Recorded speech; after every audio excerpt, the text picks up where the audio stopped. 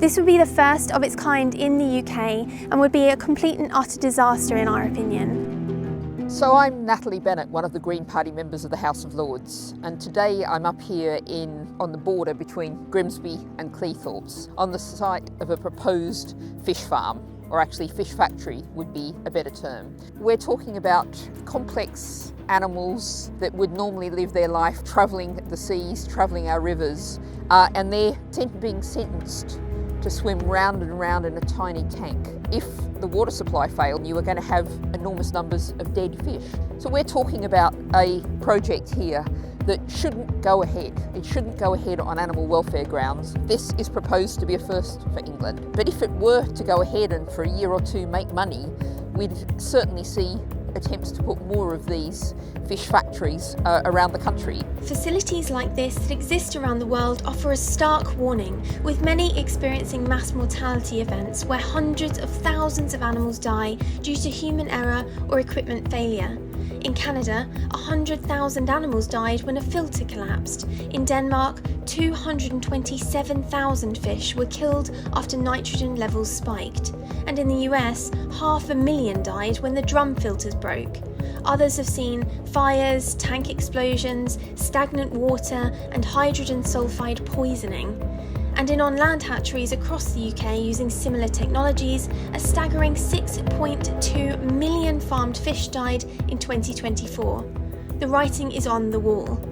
That's why Animal Equality filed for a judicial review to challenge North East Lincolnshire Council's reckless decision to approve this proposal. Just 5% of cases successfully make it this far, and we now await the judge's decision. We see it for the reality of what it is, completely unnatural and a whole new form of factory farming. We will not allow for this site to go ahead. We will not allow for this project to be built. Salmon farming is the very antithesis of a sustainable food system. It's about creaming off big profits for big corporations.